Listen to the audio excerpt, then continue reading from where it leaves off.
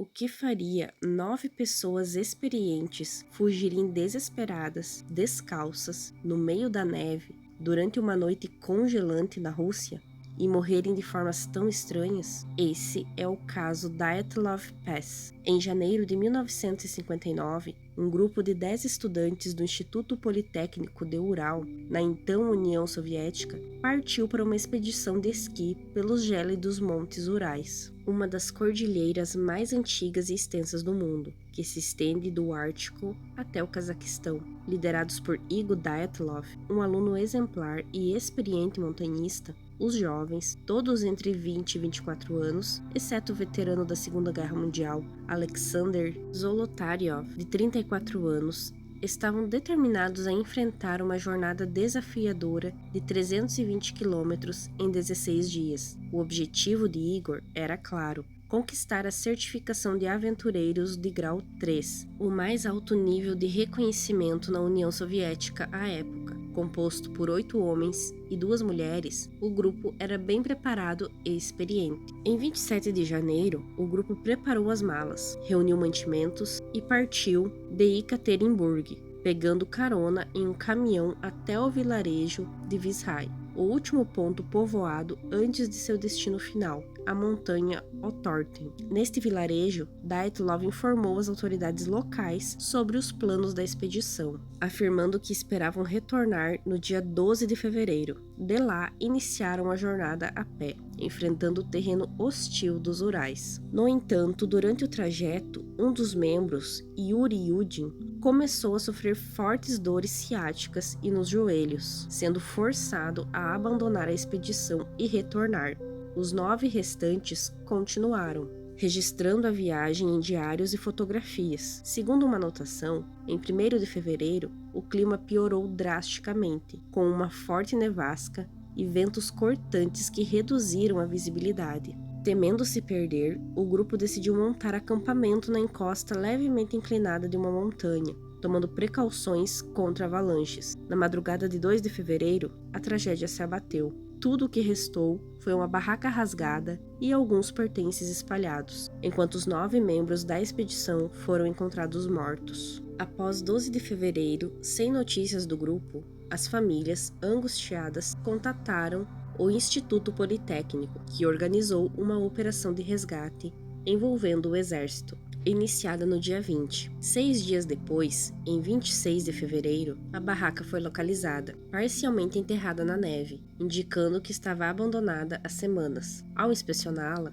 os resgatistas notaram um rasgo feito de dentro para fora, sugerindo uma fuga desesperada. Pegadas partiam da barraca, estendendo-se por cerca de 500 metros. Seguindo os rastros, a 1,5 km de distância, encontraram uma fogueira extinta e, ao lado, 2 corpos seminus. Mais adiante, no caminho de volta à barraca, foram encontrados outros 3 corpos, incluindo o de Igor Dyatlov, todos congelados, com a causa de morte atribuída à hipotermia. Um dos corpos apresentava queimaduras nas mãos e nos pés. Com o derretimento da neve, em 4 de maio, os 4 corpos restantes foram encontrados a 100 metros dos primeiros, em um abrigo improvisado feito de neve, com gravetos e agasalhos. Sob cerca de 4 metros de neve, em um leito rochoso, jaziam os exploradores. 3 deles apresentavam ferimentos graves, 2 com costelas quebradas e 1 com uma fratura no crânio, lesões que sugeriam uma causa de morte distinta da hipotermia, observada nos primeiros 5. Alexander, o veterano, foi encontrado sem os olhos, assim como Ludmila, uma das mulheres do grupo, que também estava sem a língua. Após a descoberta dos corpos, a investigação oficial foi iniciada pelas autoridades soviéticas, marcada por um misto de urgência e sigilo. Entre maio e junho de 1959, as autópsias foram realizadas sob condições restritas, com a presença de peritos médicos e militares. Os relatórios confirmaram que os 5 primeiros corpos encontrados morreram de hipotermia, com temperaturas internas indicando exposição prolongada ao frio extremo. Os 2 corpos encontrados perto da fogueira apresentavam queimaduras leves, possivelmente por tentativas de se aquecer, e arranhões que sugeriam contato com galhos ou arbustos. O corpo que foi encontrado entre a fogueira e a barraca tinha uma fratura menor no crânio, mas insuficiente para ser fatal, segundo os peritos. Os 4 corpos encontrados em maio contaram uma história ainda mais perturbadora. Localizados em um riacho sob uma espessa camada de neve, seus ferimentos indicavam um evento de alta energia. Um dos corpos apresentava uma fratura grave no crânio, enquanto outros 2 tinham múltiplas costelas quebradas, lesões comparáveis a um impacto de grande força, como um acidente de carro, mas sem sinais de trauma externo na pele. A ausência de hematomas externos intrigou os investigadores, pois sugeria uma força interna devastadora. A falta dos olhos de Alexander e da língua e os olhos de Ludmila foi inicialmente atribuída à decomposição ou a animais necrófagos, mas a precisão das lesões levantou dúvidas. O mais desconcertante foi a descoberta de traços de radiação nas roupas de um dos corpos, particularmente nas de Zolotarev, detectada durante a análise forense.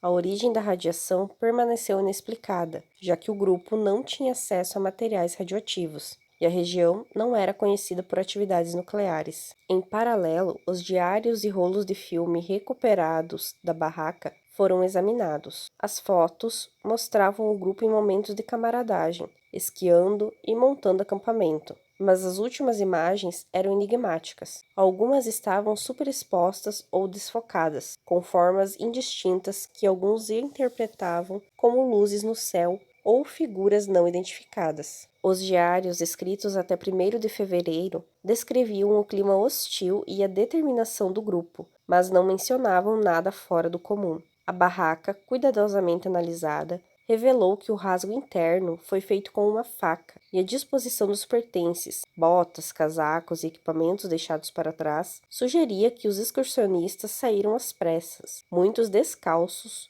ou com roupas inadequadas para o frio de menos 30 graus Celsius. A investigação enfrentou pressões políticas. Em meados de 1959, as autoridades soviéticas classificaram o caso como morte por força desconhecida. Uma conclusão vaga que alimentou especulações, rumores sobre testes militares secretos, avistamentos de OVNIs e até ataques de povos indígenas locais, como os Mansi, começaram a circular.